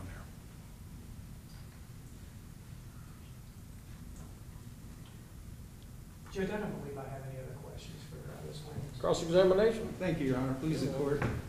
Lieutenant, let's go back a little ways in time. August 16th of 2023. Did you have an occasion to be involved in the search of Mr. Noel's home on that date? I was the author of the search warrant and was directing that. Bill Dalton was ultimately in charge of that, and I never went to Mr. Noel's house You never went there that day. that day. But you were in charge of either getting the search warrant or putting items that you thought would be appropriate in that search warrant to be asked to be seized. Is that Correct. correct? Yes. Was one of those items weapons? No. You didn't ask for any weapons at that time, did you? You asked for books and records, is that correct? Correct. How many people went on that search? On August the 16th, Yes, sir. approximately 40 in different locations. We had 4 different locations. Mr. Noel's, Let's talk just about the house. I would have to go back and look at my notes, but I believe I sent 4 or 5 in each team. Okay. And when you send a team to a particular location, because now you've got 4 locations, 40 people, do you suggest to the team what they're supposed to look for and where they're supposed to look for it? I give them a copy of the search warrant. I had a briefing that morning, explained to them what the search warrant entailed at each location, made sure there was an OIC officer in charge of each scene, and explained the process of processing the different house, the whole barn, whatever, the fire stations, and what items were allowed to be seized and what I was looking for. Were you looking for boxes that had receipts? We were looking for anything that had bank records. I mean, if a box had a receipt in it or a You'd bank look in record. it, wouldn't it? Of course, Yeah, that'd be an item that you would want to look at, correct? sure. Okay. And on August 13th, you took pictures of areas in the house, or somebody within this team of 40 people took some pictures, or the evidence technician at some point took pictures. Not on August 13th, on August 16th we did. You got the date wrong, Mr. Wells. Yeah. Did you take pictures? They did. Okay. Who suggested that? It wasn't a suggestion, it was, I was telling them to do it, and they did it. Okay. And you asked them to be thorough in their process, didn't you, about taking pictures and getting those receipts and things that the warrant requested? Yes? Okay.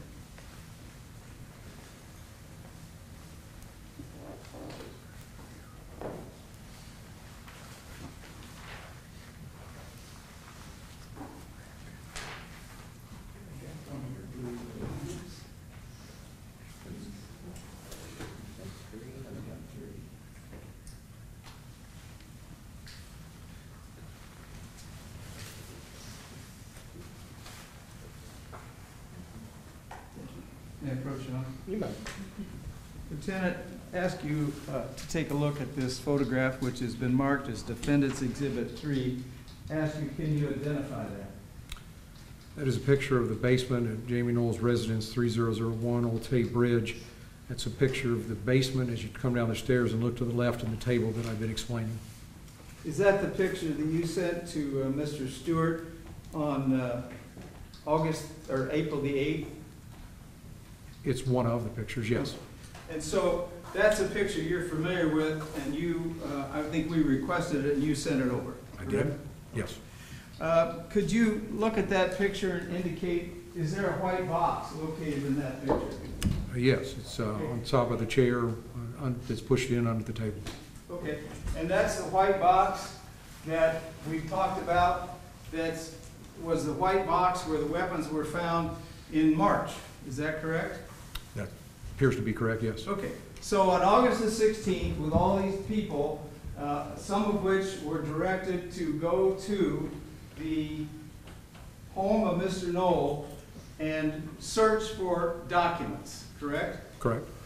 And you indicated to me earlier that boxes were important, that they may contain receipts and all kinds of things that you thought, or the people doing the search would be interested in to comply with the search warrant, correct? Yes. Okay. And that white box was there on August, when that search was conducted, On August the 16th, based on the picture, I wasn't again at the scene, but Sure. based on the picture and what I've been told, Did anybody ever It was tell you there. that they went through the box on August 16th to look for receipts? And oh my gosh, we found Smith & Western weapons. I had a discussion with both First Sergeant Mitchell. Just answer my question. Well, I'm trying to. Did anybody ever tell you that they went through that box on August 16th to look for receipts? The answer would be, they told me they went through multiple boxes, multiple Okay. rooms, and they found multiple weapons. Sir, and so multiple boxes would be really all the boxes that would be important that are hiding receipts in that very crowded room, correct? Could be, sure. Okay. But you're not there, so you're trusting them to do a complete search. Right. Okay. And were weapons located in the house that day? I was told yes. Okay, and where were they? Throughout the house? Okay, and were they picked up? No, it was not subject to my search warrant. Okay, so the weapons were left in the house? Correct. Okay. But all the receipts that you believed were in the house that were important were taken on that search? Unless we missed some, yes. Sure. Well, you would assume, would you not, that that box, that white box sitting on the chair, which was there in August, would have been looked through by somebody in order to look for receipts. It's a box, it's open, it's along with other boxes, and we're looking for receipts, so you never know where receipts go. You would have looked through that. Wouldn't the team have looked through that? I would assume so. Okay. Did anybody ever tell you on August the 17th, the next day, oh, by the way, we found 2 Smith & Wesson's weapons in that box? No, but the box didn't come up. Okay. Again, they told me that there was multiple firearms throughout the house. They told me a number of different things. They described the inside of the residence because I wasn't there. Well, if they had found the weapon, the rest of the house, they would have said something to you. Oh, by the way, when we're looking through receipts, we found 2 Smith & Wesson boxes in the basement in a white box on a table with all kinds of other stuff. No, they would not have. Okay. They wouldn't have told you that. No, they wouldn't have. Yeah. It was immaterial. It's just a Smith & Wesson box, and we're only looking for receipts, so we're not going to mention it to the lieutenant. Correct. But you did find weapons. Well, again, they mentioned it to me. They said, hey, there's a bunch of firearms in the house. Throughout the house, there were firearms. Okay. So you said leave them there. No problem. Correct. We're not looking for guns. We're looking for receipts. Right. Okay. So, you were asked on direct that those weapons were purchased in 2017, correct? I don't believe you asked me when the exact purchase was, but they were. October of The 2017. firearms were purchased according to the receipt I received from Mr. Morrison at Midwest Gun Exchange, said that they were purchased on October 28, 2017. In what city? So Mishawaka, Indiana, however, I believe, and I haven't verified that yet, some of the firearms, especially the ones he bought with the American Express Utica card, were shipped to Keesler's police supply, even though they were purchased via the phone and paid for. They were then shipped to Keesler's police supply, and then they were ultimately, paperwork was done there, and they were receipted over to Mr. Noel. But the 2 we're interested in were identified by First Sergeant Mitchell as being purchased on the 17th, 2017, correct? Those were purchased on 2017, but actually where they were obtained from, I'm not sure. They could have been obtained actually from Keesler's police supply here in Jeffersonville, Indiana. I know they were bought up in Mishawaka. And you know that they were still, according to Lieutenant Mitchell, in their original supply packages. It appeared to be, yes. Okay. You believe that to be true, and so does Lieutenant Mitchell, or Sergeant Mitchell. I didn't mean to promote him. That's Carter's problem. Is that correct? That he was promoted, or what was the question? The question was that First Sergeant Mitchell testified to the court that it was his opinion from his firearms experience or background as a documenter of material for the state police that those appeared to be in their original packaging. They did, yes. That's the picture.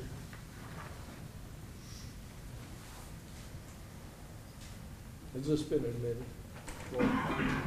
It is the same. It's the same. Yes. Your Honor, just for the record, I wanted to be clear that this is a picture taken from the August Correct, search? yes. Okay. Yes, sir. And not from the March. Correct. Okay, I have no objection to that, Judge. all right. Show them. Same picture with the boxing. Go back. Right there. Lieutenant, I'm gonna have you look at the screen. That is a picture that has been introduced by the state. Does that white box that was picture taken in March of 2024 appear to be the same white box that was in your picture in August of 2023? Yes. I have no further questions. Thank you, sir. Redirect.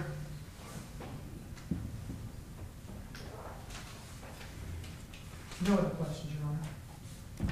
Officer Heron, you gotta remember, I'm from Washington County. Yes, sir. What in the hell does an $800 belt look like?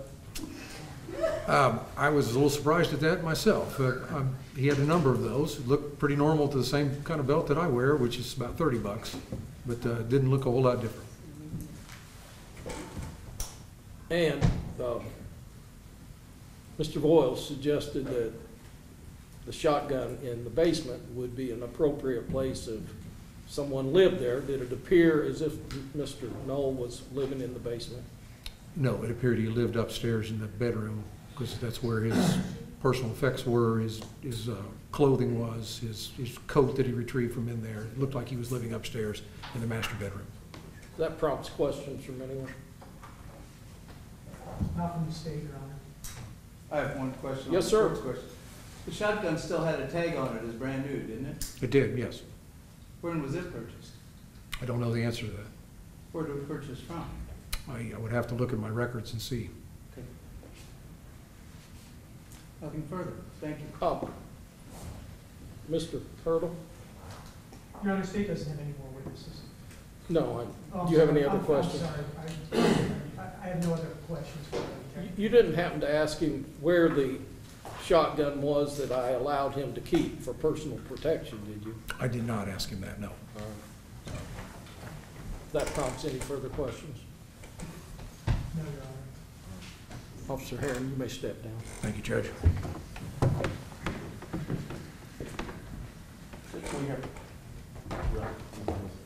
Any other witnesses, Mr. Hurdle? No, Your Honor. Wait just a moment. Break just a moment. Just a moment before we go forward. How do you define a moment, Mr. Moe? Judge, I'm a lawyer, you know that. I know. So go Much- back, much as a go to moment the as back, you can is that what you're saying? Yeah, we can just have a moment chat before we follow with it. All right, we'll be up there. Thank you, Judge. Mr. We are, Wilder? yes. All right, back on record. Call your first witness, Mr. Wilder. Your Honor, we call Bradley Kramer. Mr. Kramer, you were sworn earlier, correct? Pardon? You were sworn earlier? No, sir. You were not? Would you raise your right hand? Do you solemnly swear or affirm under the penalties for perjury testimony you're about to give will be the truth, the whole truth, and nothing but the truth? Yes, Your Honor. Have a seat. Thank you. Answer counsel's questions, and the court may have some questions.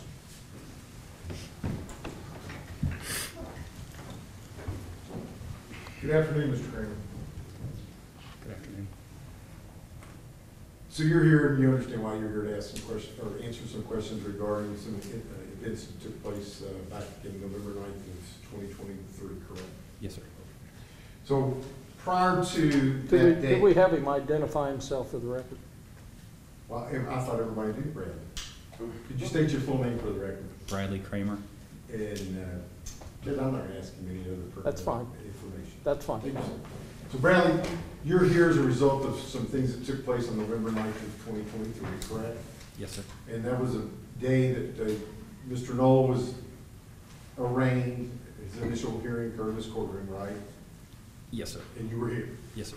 And as a result of your being here, you were asked to go to the home that he lives in with his wife on Old Tate Bridge Road, right? Yes, sir. And you were asked to go there to retrieve the firearms that were in the home, right? Yes, sir. And why did you need to go retrieve the firearm? At that point in time, I believe it was the court's order that all of his firearms needed to be removed from his home, aside from one shotgun, I believe. And I went to the house to retrieve those items. In fact, the one shotgun that you were aware that Mr. Noel was allowed to keep, you saw that in the basement. Objection. Fact not in evidence. Did you see the shotgun in the basement? I saw a shotgun in the basement, yes. Yeah, okay. And that was on November 9th? Yes, Okay. And you left it yes, because you understood the judge allowed the shotgun to be left? yes. And when you say you saw it in the basement, we've heard a lot of testimony, there's an area in the basement that's kind of unfinished, right? No, it was not in that room, no, sir. Okay, where was it? It was in the finished portion of the basement. Where the table, Near the table, yes. near the table where all the boxes are. Yes, sir. If I could, Ms. Fleeman, could you put that out?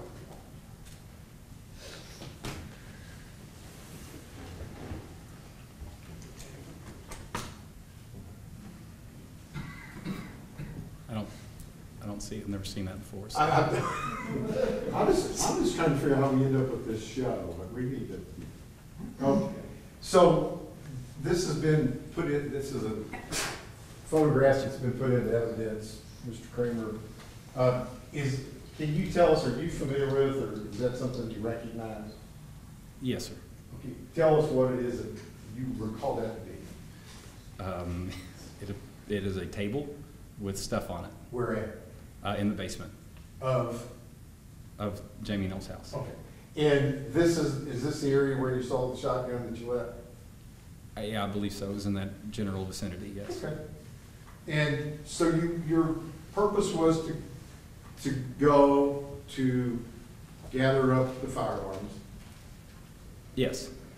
and you went with somebody, right? Yes, sir. It was Mr. Moon, Yes, sir. somebody you didn't know, No, sir. and you and Mr. Moon went in the house, Yes, sir.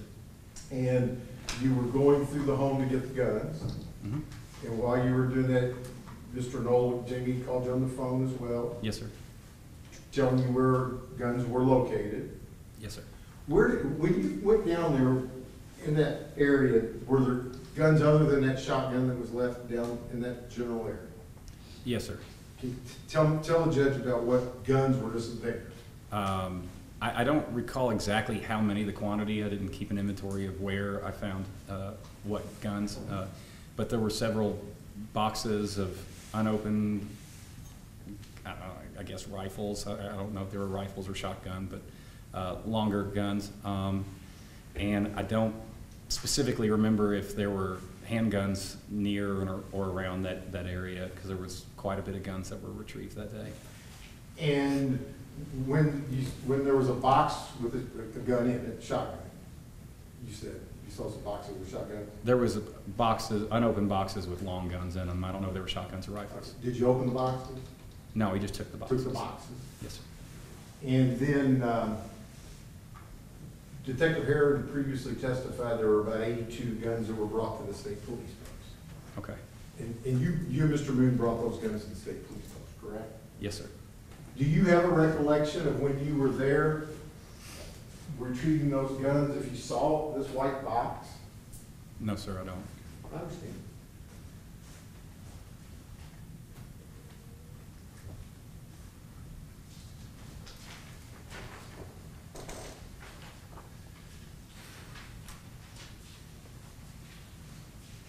Mr. Kramer, when you were asked to assist in collecting all of the guns in the house, you knew that was a pretty important request. Yes, sir. Why was it important, in your opinion? Because the court ordered it. And when you were there trying to get all the guns that were in Mr. Noel's house, you looked for them and tried to find them, right? No, sir, I didn't search for anything, if that's the correct verbiage. I was directed towards areas where guns may be. Okay. And when you say you didn't search in the professional sense of search? Yes, sir, it's not something, if, in a professional capacity, being a law enforcement officer in the past, like, it's not like how I would necessarily, I wouldn't consider what I did a search.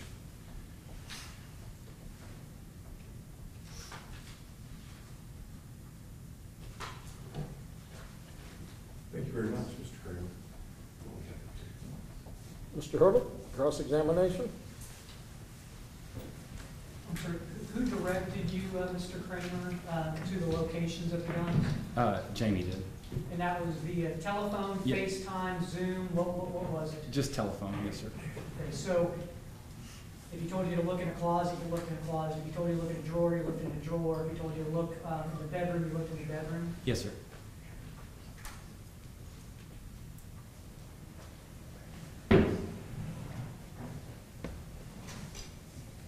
I think that's all I have. Mr. Wild, redirect? Yes, sir. And when you were being directed to where the guns were, Mr. Noel told you that there were guns up in the bedroom, right? Yes, sir. And you went up to the bedroom, and there they were. Yes. And you got those. Yes. And he directed you that there were guns in that area as well, right? Yes, sir. And you went there, and you found guns there. Yes, sir. So where Mr. Noel directed you and told you there were guns there, Yes, sir. and you collected them. I collected the guns that I saw, yes, sir. And you felt like you got them all. I felt like I got the guns where he directed me to find them. And he directed you and told you that there were guns here. Objection. State your objection. He didn't state that he was told to go there by Mr. Noel.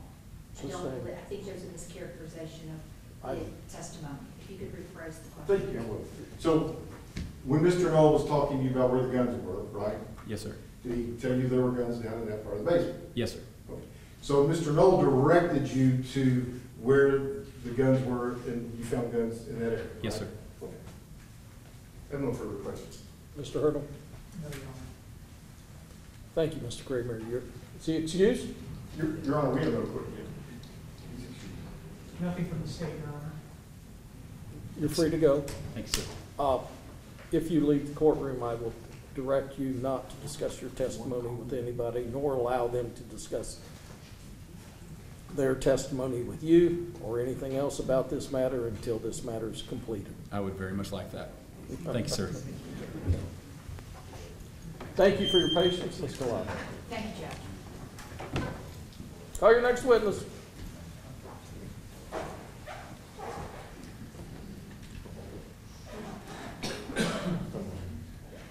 Your Honor, we don't have any further witnesses.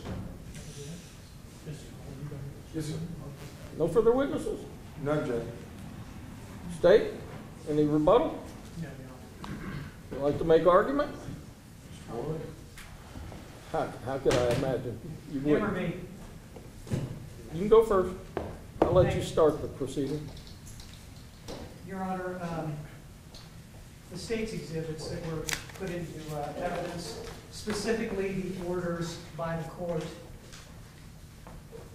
they didn't direct Brad Kramer or Charlie Moon to do anything. They directed Jamey Noel to do what needed to be done. To remove all weapons out of that house, off of his property, except one shotgun. The court was abundantly clear. It was a court order. It was recited in a number of documents, order on initial hearing, and then an order directing the transport and retention of certain firearms. Designee, surrender all firearms. He was the one subject to the court order, not Kramer, not Moon, not anybody else, him. The initial hearing was in November. The search warrant for Tom James was March 13th. 125 days, and the evidence today was that he was living there. So for 125 days, he's in and out of that house. And so when he's in and out of that house, Not once did he look around and say, I wonder if Brad Kramer got all the guns. I wonder if Charlie Moon got all the guns. For 125 days, he could have picked up the phone, called his lawyer, picked up the phone, called community corrections, called the court and said, hey, I've got 2 guns here. They missed them. I don't want to get in trouble. This guy's a law enforcement officer for 20-some years with the state police, 2 terms as the sheriff. He knows what a court order is, and the responsibility is on him and no one else. The evidence was rather clear. The shotgun was right by these weapons. His clothing was there. He directed him to there. He directed him to the bedroom where the Tom James clothing was. Did he forget?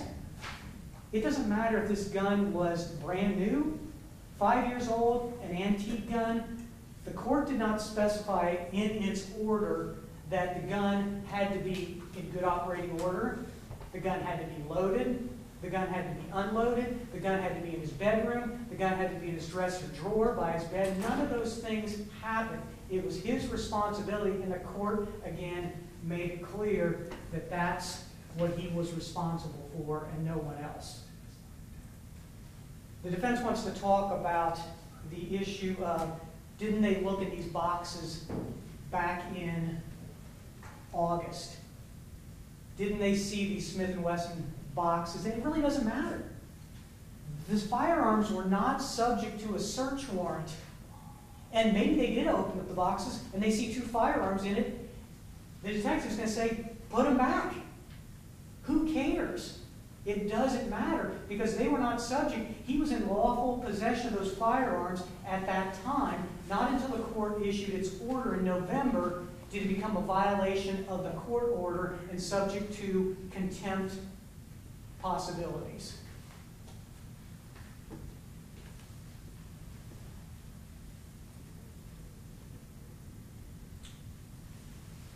The court filed this sua sponte. The court filed a rule to show cause based on a warrant return by Detective Heron. He's been entitled to due process. That's what this hearing is for. He's had his due process. He's had his chance to say, this is why I shouldn't be held in contempt. That's not happened. Willful, intentional disobedience of a court order. That's what's happened here. Not an oversight, not an overlooking. Maybe there was an oversight on Brad Kramer. So what? It doesn't matter. The responsibility bears on him and him alone, and the accountability bears on him and him alone. So I'd ask the court to find him in indirect contempt for the violation of the court's order, that the burden's been met, and the state would ask the court to choose how best to deal with the violation and the contempt. Thank you, Mr. Hurdle. Please, Mr. Boyd, Court. are Thank you you, from Your the team that's going to argue? Yes, sir. Proceed. Thank you. Judge, I think Mr. Hurdle says it doesn't matter, but it does matter. Willful intent to violate a court order is exactly what it means. A willful activity on his part to violate the court order. As I recall that when Mr. Noel was incarcerated and before the court permitted him to be out on bond, he would have had to assure this court that all weapons were out of the house except for a shotgun. So he wasn't free to go to his house and go through all of those weapons.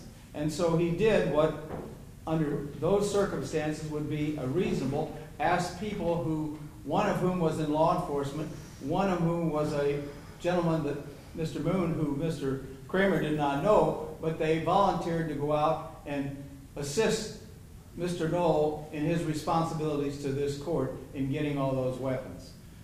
And they did that. And all those weapons were turned over to the state police. Now we know that in August, the state police had the photograph of the exact box in question in this case. And Mr. Hurdle may be right. that they went through and they noticed, but nobody at least made note because the weapons apparently weren't of any interest to anybody until after Mr. Noel was being arrested and required to turn them into the court. But if the state police knew that those weapons were in the house, they could have said, wait a minute, I think that theirs were missed because we're counting all the weapons, and those Smith & Wessons were in that box downstairs when we're looking for documents, weren't there. Do people make mistakes? Of course they do.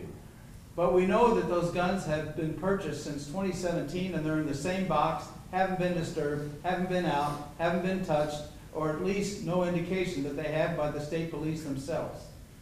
We know that the court permitted him to have a shotgun, brand new, sitting in the basement. This does not rise itself, in my mind, to a fact that this is a willful contempt of this court order. I think that it was an inadvertent. Would I have done it differently? May very well have done it. I may have had someone else that I thought would be better, an independent person, to go to the house to make those choices about what was there and what wasn't there. Obviously, it's a room that doesn't get much attention because everything in the room was packed as if nobody has been in that room for quite some time. So I think that the argument that we're making would be that this is not a willful attempt of Mr. Noel to violate this court order. Was it inadvertent? Yes. Did he apologize for having those weapons there when he thought all of the weapons in the house had been accounted for except the one that this court permitted him to have? I don't believe, Your Honor, this has risen to a level of contempt of this court order. And we would respectfully ask the court to not find so. Thank you. Thank you, Mr. Boyle. Anything else from the state? No, Your Honor.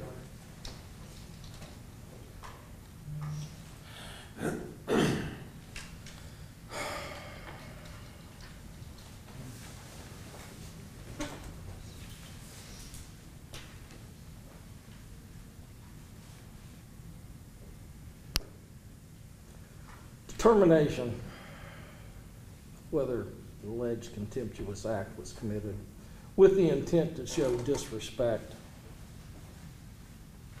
or defiance is a factual matter to be determined by the court. Our Supreme Court has held that the respondent, Mr. Noel, has the burden of establishing that his failure to obey the order was not willful. I told Mr. Noel, don't do anything stupid. Do not try to deceive me, defy me. You will not like the consequences. Today is that day. You are not the law. You don't interpret the law. You don't enforce the law. You're not above the law. I find that you are in contempt of this court. Take him into custody. No, that's enough. I'll find you guys in contempt for disrupting the proceedings, and you'll be right there with him. Now, what is an appropriate sanction? The question is, I can sentence him up to 180 days without a trial, or I can sentence him to a day, or I can release him. You know what I think the answer is? 60 days in. That's what I think the answer is today. Now, Mr. Wilder. Yes, Your Honor. Or Mr. Boyles. I apologize, Mr. Boyles, your lead. Before he is released, I'll take your suggestion. I want an independent individual to scour that household to determine that there's no further weapons. I find it Mr. Ertle's original argument that he was trying to make that I sustained, an officer of the law, every time I go into court, I hear, I didn't know it was there. I didn't know it was there. I really didn't. You've heard that a million times. You've heard it a million times, and yet you still take them into custody, would be my guess. Every officer in the world has heard, I didn't know it was there, it's my friends. I'm not buying it. It was your burden, it's your responsibility, and today the court will enforce that. Take him away.